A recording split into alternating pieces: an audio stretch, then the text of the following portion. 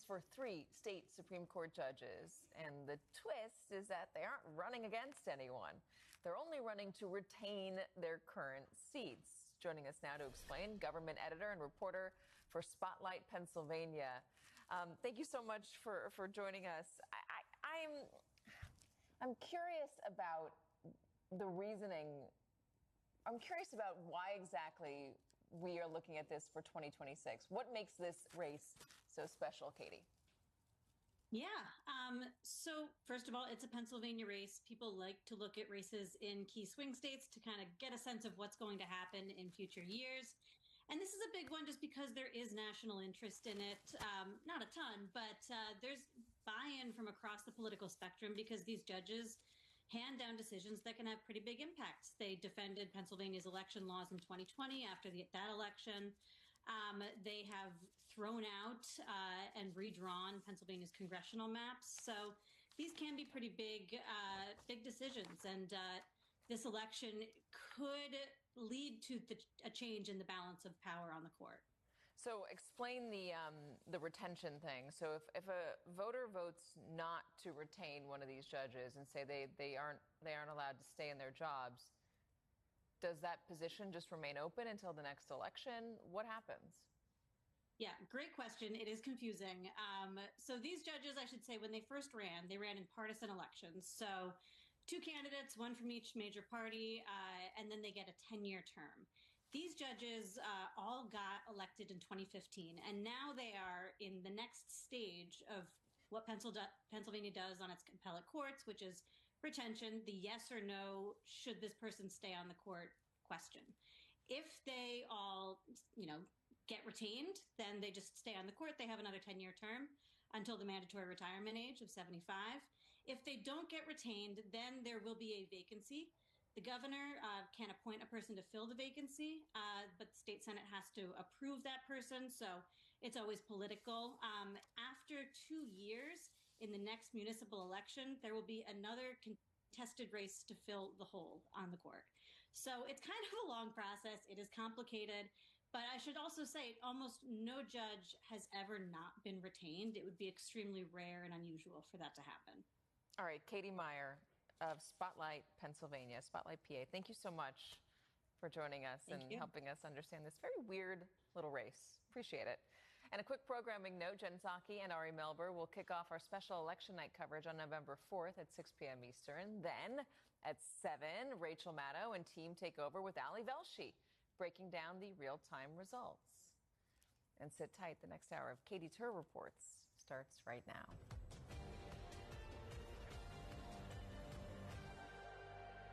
The Cheonmachong gold crown symbolizes the divine connection between the authority of the heavens and sovereignty on earth, as well as the strong leadership and authority of a leader.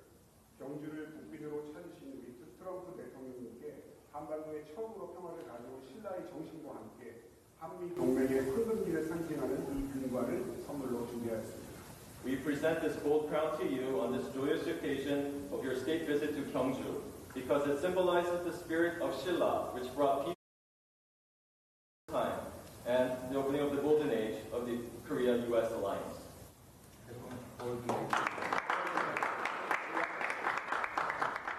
All right, good to be with you. I'm Katie Tur. That right there was South Korean President Lee Jae-myung giving the President of the United States a gold crown, or at least a replica of one, believed to have been worn by an ancient Korean ruler. Just one of many gifts Asian leaders bestowed upon the American president this week. The 5-day affair across Asia was lavish and specific, with special lunches and special menus in South Korea featuring U.S. beef and gold-dusted desserts, military bands in Malaysia that played YMCA, one of the president's favorite tunes, and a golden golf ball and a golden tea that he received in Japan. We know the president loves golf. There was also lavish and specific praise, including 2 more nominations for a Nobel Peace Prize, one from the new Japanese leader, the other from the Cambodian prime minister. Asian leaders clearly understanding that with President Trump, flattery is key to foreign policy. But back at home, daily life for millions of Americans has not been so lavish. While the president was collecting gifts and compliments overseas, the government was in its fourth week of the shutdown. Americans watched their paychecks evaporate. Some, including members of the military, lined up for food banks. 42 million braced for SNAP benefits to run out. Tens of thousands braced for Head Start programs to freeze. And Congress has done nothing.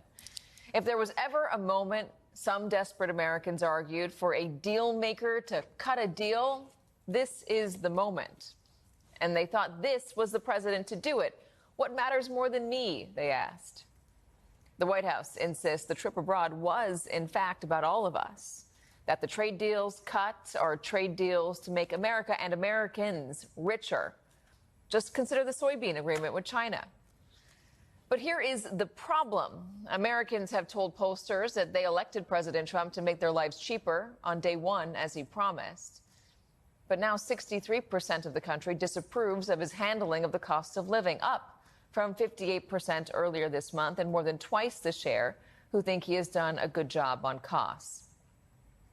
And a new Washington Post ABC News poll shows that the majority of Americans, 45%, say President Trump and the GOP are mainly responsible for the shutdown, a plurality, I should say.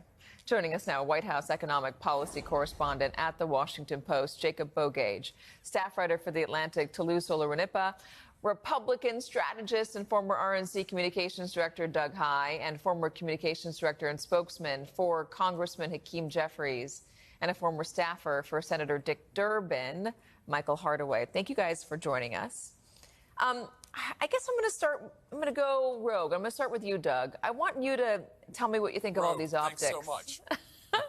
Usually I start with reporters, but I'm going to start with you. Tell me about the optics. I think the optics here are fine if you're a Republican. If Donald Trump felt pressure to be here, he would have been here. Obviously, he also went to Israel and the Middle East earlier during this shutdown. If Mike Johnson felt that House Republicans had to be here, they would be here. Mike Johnson doesn't feel any pressure. John Thune doesn't feel any pressure. Donald Trump doesn't feel any pressure on this. And ultimately, they feel that they're going to win this. Democrats think they're going to win it, too. They both can't be right, and I'd argue actually both are ultimately wrong. No one wins a shutdown. I experienced the 2013 shutdown and privately would say to colleagues, sometimes to some journalists, we've made a big mistake here. Not in the past, but we are making a mistake here.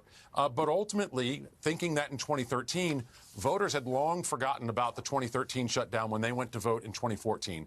And I'd wager with this shutdown as well, even though it's going into some unprecedented areas, that when we're talking a year from now, Katie, we're not talking about a shutdown. Donald Trump will distract us 57 times between now and then. Okay. And then there's also the real news of the world that goes on that distracts us as well. With a straight face, Doug, that if this was a Democrat who was overseas, getting a golden crown and getting feted in this way during a government shutdown, that you at the RNC would not be cutting ad after ad after ad with that split screen. Sure, that's what you do. You know, I remember during the Gulf oil spill, with the BP oil spill in the Gulf of America, let's be clear on that, we used a lot of footage of Barack Obama playing golf and said that he's playing golf instead of, he's calling for a tea time instead of calling the president or CEO of BP. That's what you do when you're in those jobs. So if the DNC or the DCCC is doing that, they're doing their jobs. I get it. I just don't think that seeps through in a way that voters are focused on. And as an example, in Washington and New York City, we have spent a lot of time in the past 2 weeks talking about the East Wing of the Capitol. But my guess is if you go to Winston-Salem, North Carolina, or Watertown, New York, they're going to be talking about beef prices. They're going to be talking about energy prices. They're not talking about the physical structure of the White House. All right. Jacob, do you see what Doug is arguing, that these Republicans don't feel the pressure? I do. I don't think it's unreasonable to say that the president is going to distract us 57 times between now and when voters go to the polls, and voters are not going to be casting their ballots based on a government shutdown. I think they could be casting their ballots around whether SNAP benefits are preserved or if the White House is going to choose to not put those contingency funds that we've been talking about all week out into the world. But we haven't felt a lot of pain from this, and government shutdowns end because of political pain. Good point. Toulouse, talk to me about the pain that people are feeling.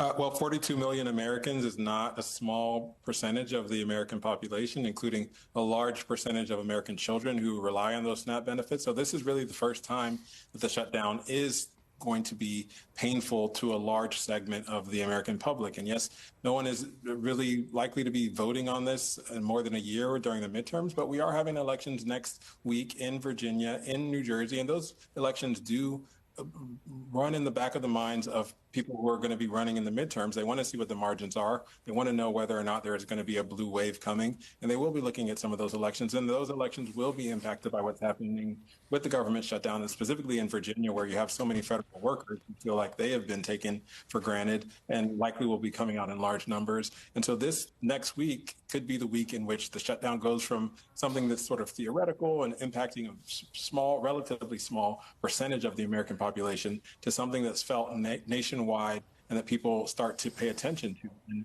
even if government funding or the ballroom are not the things that are going to be on the minds of the public, which I agree with Doug, that's not something that a lot of people outside of Washington and New York are really spending a lot of time talking about. The affordability crisis is something that people are talking about, and SNAP benefits and government funding and making sure that air traffic control and everyone else that are federal workers are getting paid, that all does play into the affordability issue. And that could be something that could hurt both parties going into not only next week's elections, but into the 2026 midterms. I wonder if the question for Republicans here and for politics is what type of people are struggling, because the president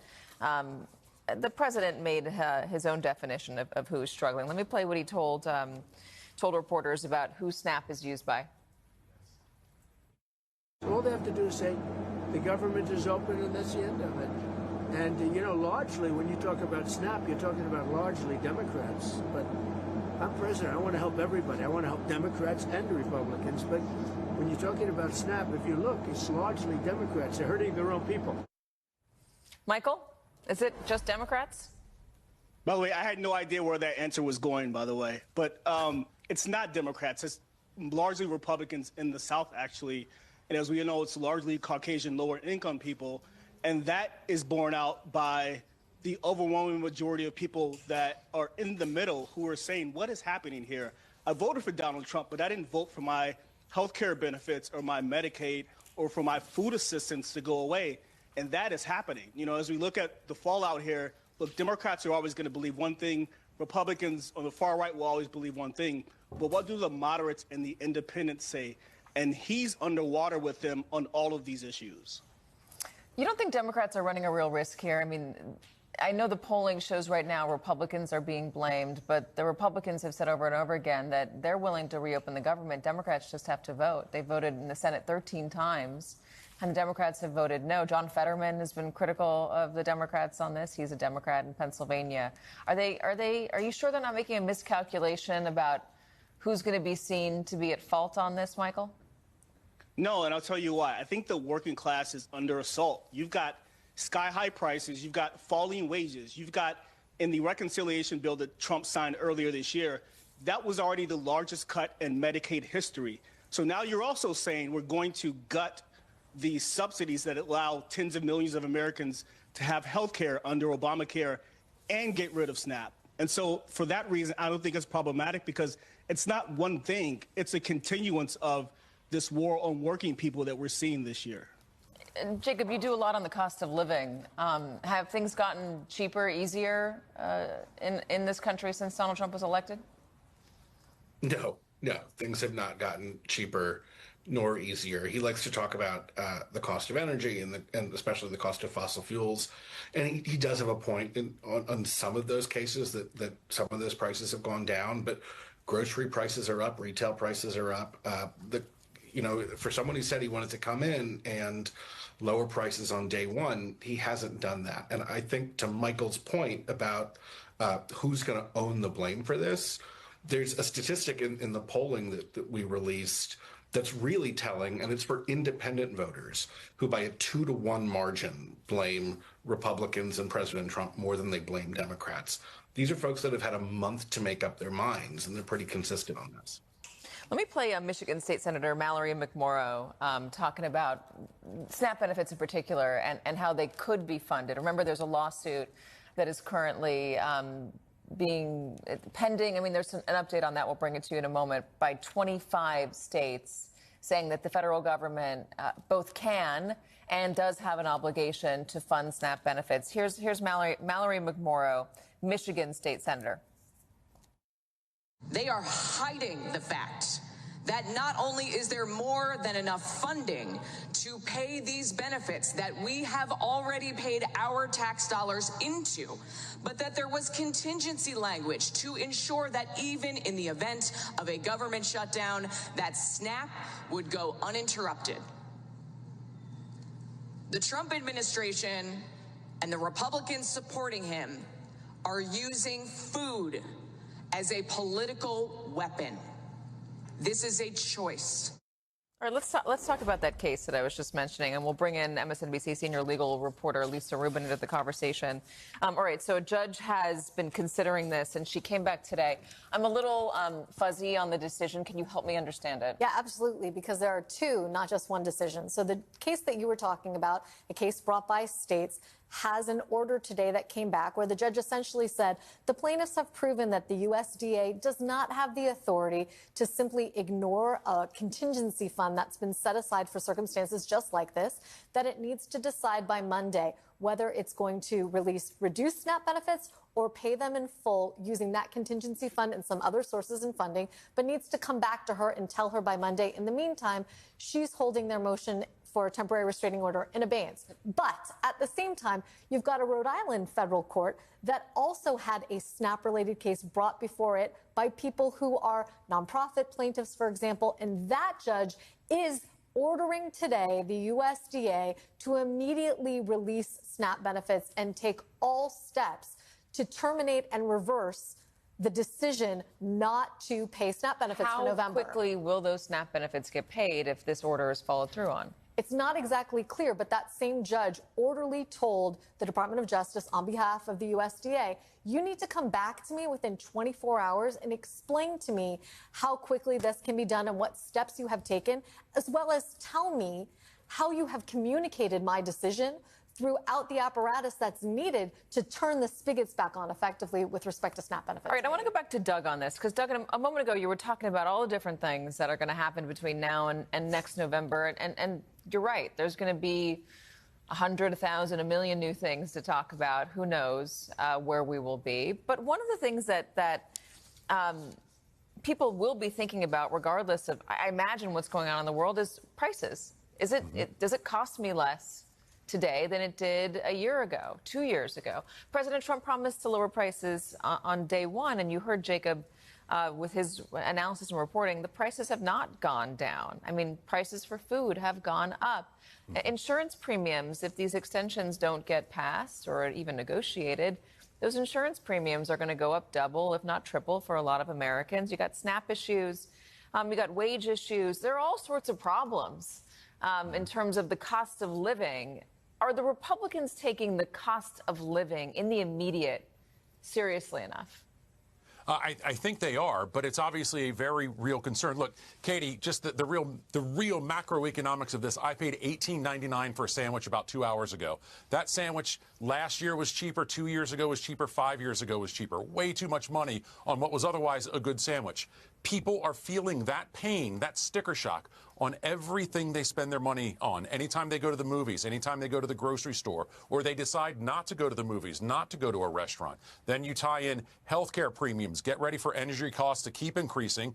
Home heating oil, that's coming around the corner, especially in the Northeast in the next month or two.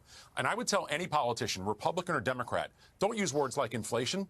Don't use words like transitory, which we heard a lot in the Biden administration. Talk about prices and talk about costs, because that is what families deal with every day of their lives. They don't talk about things being transitory. They don't talk about rates of inflation. They talk about how much money they spent that today on anything from a sandwich to a healthcare premium to deciding not to spend money on a durable good or a non-durable good. And if you're talking about costs and what things cost and how people spend their money, You're talking on the same level that they talk about things every day, and that's how you connect with them. That is one of the lessons of Mamdani on why he was successful. He said it costs too much to live here. He didn't make some technocratic argument. Anybody who's talking about costs and prices is connecting with voters. All right, Doug High, thank you very much. Michael Hardaway, good to see you. Talusa Larunipa and Jacob Bogage. Bogage, I'm going to get it right. Bogage and Lisa Rubin, thank you. Still ahead.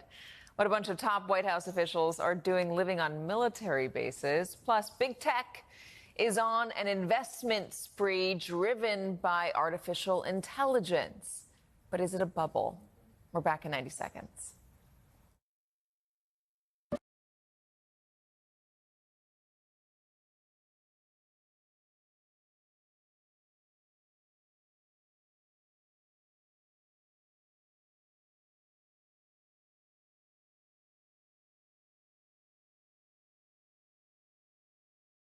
Peace Report, I'm Amy Goodman. Israel's continuing strikes on Khan Yunis in southern Gaza and neighborhoods of northern Gaza City, even as Israeli officials claim they're abiding by the U.S.-brokered ceasefire. The attacks came as Israel confirmed Hamas had returned the bodies of 2 Israeli hostages, while the Nasser medical complex in Gaza reported Israel had returned the bodies of 30 Palestinian prisoners, some exhibiting signs of torture. Al Jazeera is reporting a Palestinian has been killed by Israeli gunfire in Gaza City. Meanwhile, the Washington Post is reporting a classified report from the State Department's Office of Inspector General found Israeli military units committed hundreds of possible violations of U.S. human rights law in Gaza that would take years to investigate. It's the first time a U.S. government report has reviewed the scope of Israeli actions in Gaza under the Leahy laws, legislation that bars U.S. military assistance to foreign military personnel accused of human rights abuses. A new investigation details how the tech giants Google and Amazon violated their own terms of service in a lucrative contract with the Israeli government to provide cloud computing and AI services used during Israel's 2-year assault on the Gaza Strip. The investigation by 972 Magazine, Local Call, and The Guardian finds that as part of the $1.2 billion deal known as Project Nimbus, Google and Amazon are obliged to secretly notify Israel if a foreign court orders them to hand over data stored on the company's cloud platforms. This comes just weeks after a campaign by current and former workers at Microsoft compelled the tech giant to cut off Israel's access to its Azure cloud computing platform, which Israel had been using to spy on millions of Palestinian civilian phone calls. The death toll from Hurricane Melissa has risen to 49. On Thursday, Jamaica's Prime Minister, Andrew Holness, shared images of the hardest-hit areas of Jamaica, showing homes lying in ruin amidst twisted corrugated metal, dangling power lines, flooded neighborhoods, and streets covered in mud. Holness says the southern beach town of Black River is almost totally destroyed.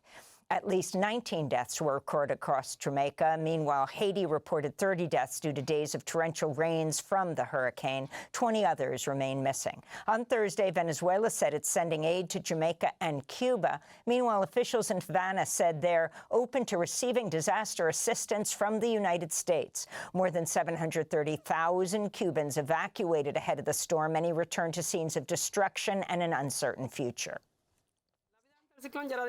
Life before the cyclone was already difficult because we don't have resources. Here we're surviving however we can, with a lot of fear about what's to come. Because for today at least, we have food, but tomorrow we don't even know what we're going to eat. In the United Kingdom, officials at Buckingham Palace say Prince Andrew will be stripped of his royal titles and will vacate his home at the Royal Lodge in Windsor. He will now be known as Andrew Mountbatten Windsor. This follows new revelations about the extent of Andrew's friendship with the late serial sex offender Jeffrey Epstein, and allegations by survivor Virginia Giuffre that Andrew forced her to have sex with him 3 times, beginning when she was 17. Giuffre died in April of an apparent suicide. Her family said Thursday she'd, quote, brought down a British prince with her truth and extraordinary courage, unquote. A recent poll showed 91% of Britons have a negative opinion of Andrew. This is London resident Harry Humphreys. I'm happy he's got a strip on his titles, his royal titles as well. He should be kicked out of the country because these guys live off us. We're the working class, we're the people in charge, basically. Meanwhile, across the pond here in the United States, House Speaker Mike Johnson is continuing to refuse to seat Arizona Congressmember-elect Adelita Grijalva. She would be the final vote needed for the discharge petition demanding Congress release the Epstein files being held by the Department of Justice. The U.S. federal government shutdown has entered its 31st day. On Thursday, President Trump urged congressional Republicans to eliminate the Senate filibuster to pass a funding bill that would end the shutdown. Vice President J.D. Vance warned holiday travel could be a disaster if the shutdown continues. Meanwhile, food benefits for about 42 million Americans are set to expire this weekend as the Trump administration refuses to tap into the $5 billion contingency fund for SNAP. That's Supplemental Nutrition Assistance Program. On Thursday, a federal judge in Boston signaled she would order the Trump administration to fund SNAP, saying, quote, Congress has put money in an emergency fund. It's hard for me to understand how this is not an emergency, she said. Meanwhile, several states, including Louisiana, New York, Oregon, Rhode Island, and Virginia, have declared states of emergency to disperse state funds for food assistance programs. And several other states have boosted funding to food pantries to mitigate the looming hunger crisis. This is Rizwan Hawkins-Jones, a sophomore at Georgia State University, a recipient of SNAP. Your country is supposed to be supporting you, and the last thing you want to worry about is if you're going to have food on your table at the end of the night. If you're working every day, the main thing you want is food. You shouldn't have to worry about all these expenses, plus if you're going to eat or if your family's going to eat. The Trump administration sharply reducing the number of refugees admitted annually into the U.S. to 7,500 people. Most of them will be white South Africans. That is a steep decline from last year's cap of 125,000 set under President Joe Biden. Sharif Ali, president of the International Refugee Assistance Project, said, quote, by privileging Afrikaners while continuing to ban thousands of refugees who've already been vetted and approved, the administration's once again politicizing a humanitarian program, unquote. Federal agents are actively using facial recognition technology in the field to identify people and their immigration status during stops that seem to have little justification beyond the color of someone's skin. That's according to a report in 404 Media, which cites several videos in which mass federal agents are seen using smartphones to photograph people after demanding they show ID. In this example, a Border Patrol agent confronted a pair of teenagers in Chicago. If you just tell me that you were born here and give me an ID, you'll be good. I was born here, but I don't got ID. You don't have no ID? No. Can you do facial? Can you do a facial? One of the mass federal agents said to another. It's not clear what smartphone app the agents were using. 404 Media previously reported immigration agents have been using Mobile Fortify, an app built on a database of 200 million images, which can return the subject's name, date of birth, alien number, and whether they've been given an order of deportation. In more immigration news, new video shows federal agents in Rockingham County, Virginia, violently arresting a mother driving her daughter to school after she failed to recite her Social Security number during an immigration stop. Video of the incident shows the 16-year-old daughter of Jakey Funes Andrade crying out as the agents tackle her mother to the ground, press her face down into the pavement, and handcuff her. Before the violent arrest, Funes Andrade reportedly showed agents her work permit, Social Security card, driver's license, and car registration, but they arrested her anyway. She was taken to the Harrisonburg Regional Jail. Her daughter said, quote, I want this video out there because I want my mother home, unquote. Meanwhile, in Chicago, a federal judge on Thursday ordered Border Patrol Commander Gregory Bavino to appear for a deposition to explain federal agents' use of tear gas and other less lethal weapons against protesters who've taken to the streets to oppose the Trump administration's immigration crackdown. We'll have more on this story after headlines. A top U.S. military official, Major General Ronald Burkett, has ordered the National Guard of all 50 states, Washington, D.C., and U.S. territories to form, quote, quick reaction forces for riot control purposes. That's according to an internal Pentagon memo reviewed by The Guardian, which details how 23,500 troops will be trained in the use of batons, body shields, tasers, and pepper spray on crowds. The memo also says the Pentagon will deploy military trainers to all states and territories with the goal of making the quick reaction forces ready by January 1st, with each state reporting on its monthly progress. Defense Secretary Pete Hegseth has ordered the military to provide dozens of lawyers to the Justice Department for temporary assignments in Memphis and near the U.S.-Mexico border that could run through next fall. That's according to the Associated Press, citing a memo sent Monday to all branches of the military and the chair of the Joint Chiefs of Staff, seeking to bolster the Trump administration's immigration crackdown.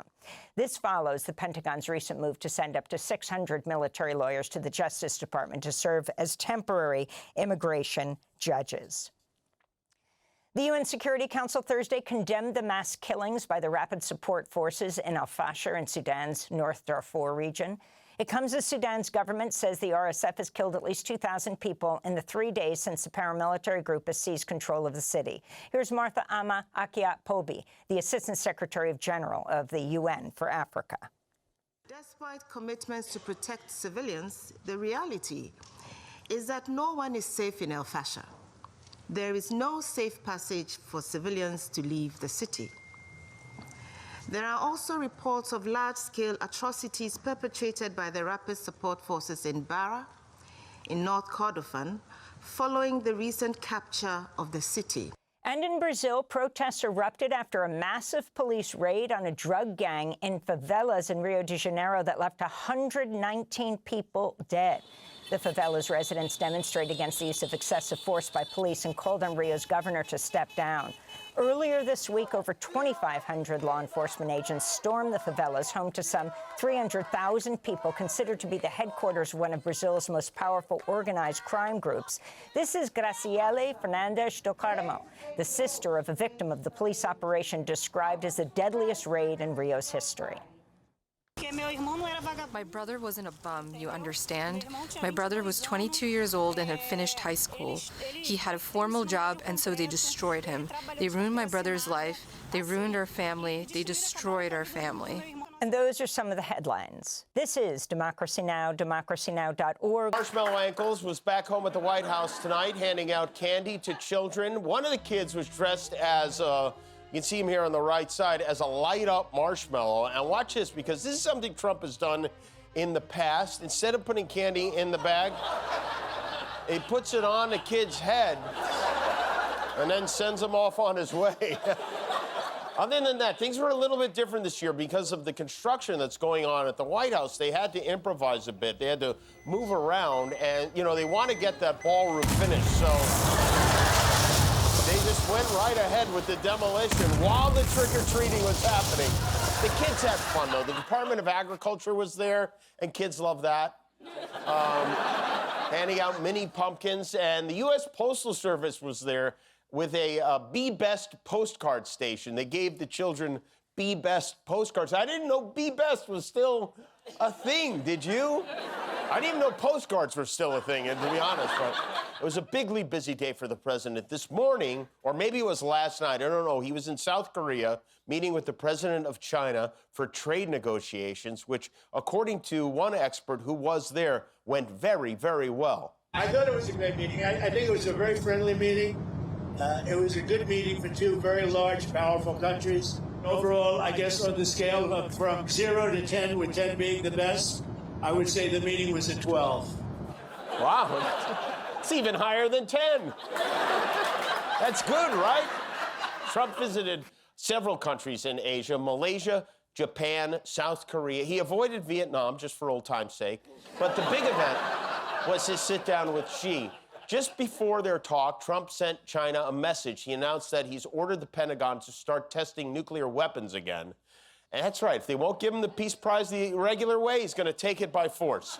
Reporters on Air Force One asked him why he decided to do this and why he decided to do it right before he met with the Chinese. And his answer was basically, I did it because they did it. With others doing testing, I think it's appropriate that we do also. Any details around the testing, sir? Like where, when? It'll be announced. You know, we have test sites. It'll be announced. Well, I have a feeling those test sites are like Jeffrey Epstein's house, where he's hiding the file. Tomorrow will mark a full month that our government's been shut down. Yesterday, we learned that insurance premiums for millions of Americans, their health care, are about to skyrocket. One of the only Republicans who seems to care about that is, of all people, Marjorie Taylor Greene. She's been challenging her party and the Speaker of the House, which is so interesting because there's a woman, Marjorie Taylor Greene, who didn't just drink the Kool-Aid. She chugged it. I mean, she drank all the Kool-Aid, and not just the regular flavors like close the borders and the election was stolen. She drank the obscure limited time only flavors like Jewish space laser and Pizzagate. And now she's looking around at these people and she's like, are you guys nuts? Sometimes you go so far right, you come out on the other side. And some of her fellow Republicans, like Senator Ted Cruz, they don't like this at all. Ted Cruz is so upset with Marjorie, he can barely unhinge his jaw to swallow a piglet. What I found is a pretty consistent pattern is that whenever an elected official decides that they're going to turn on Israel and they hate Israel, you will very quickly see every other policy out of their mouth become very, very liberal. And so suddenly Marjorie's for massive government spending and taxes, and she's for open borders and amnesty. Of course, that's just a brazen lie. She's not for open borders. She's not for amnesty. But I have to say, I love this. It feels like Jurassic Park when the velociraptors turn on the guys who run the place. You know, Ted Cruz is the only sitting U.S. senator who can go trick-or-treating without a mask. His natural... The answer is gold and ketchup. And you're like, what was the question? It's how do you tame Donald Trump, the Twitter tweeter toddler who loves those tariffs? This is the headlines then.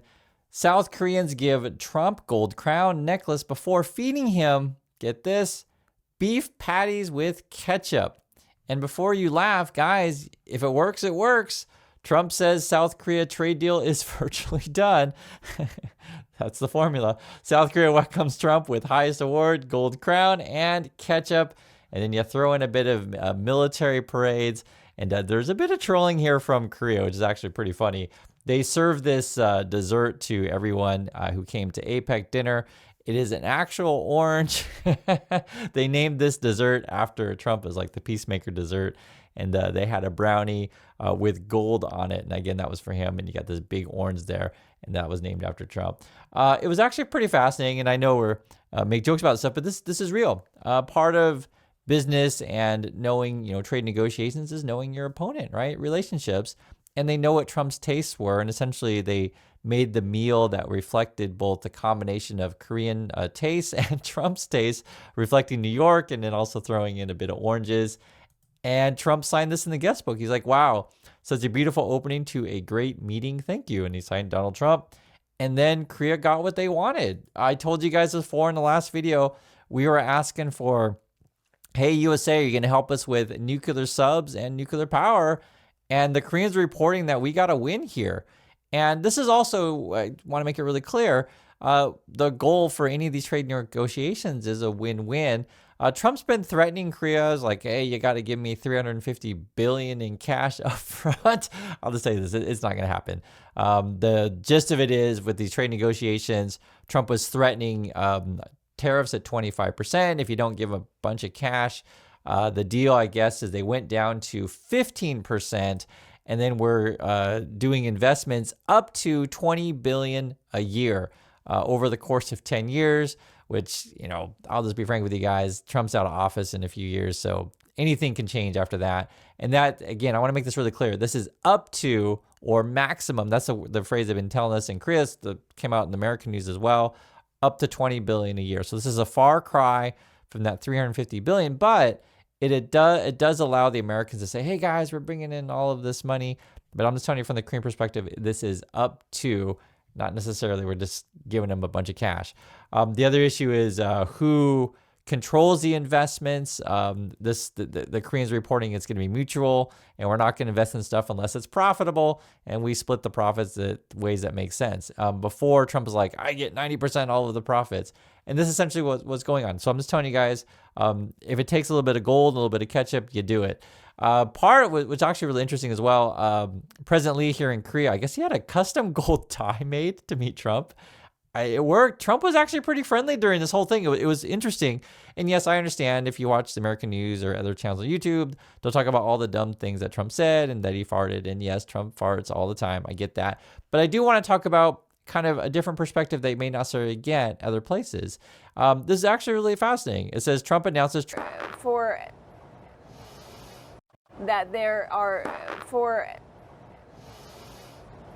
immigrants on the whole create that there are for immigrants on the whole create. Come on, try getting it out. Try getting it out. So today we're here in a bipartisan fashion to this senseless, violent, and be pushed around by the United States. Well, they charge us almost 300% on dairy products, so we can't do that. The people have borne the cost. Washington flourished, but the people did not share. Happened, yeah. Hey, he's the head of a country, and I mean, he is the strong head. Don't let anyone think anything. I thought it was a fair question. Why didn't you? Ooh, okay. Excuse me. Very criminal acts to me. What he did was criminal. What he did was a terrible thing to the people. What he did was back to the insurance companies the way it used to be. And that means the insurance companies get to do pretty much whatever they want, including saying, look, I'm sorry, you've got diabetes, you had cancer, your child. It is time to drain the damn swamp.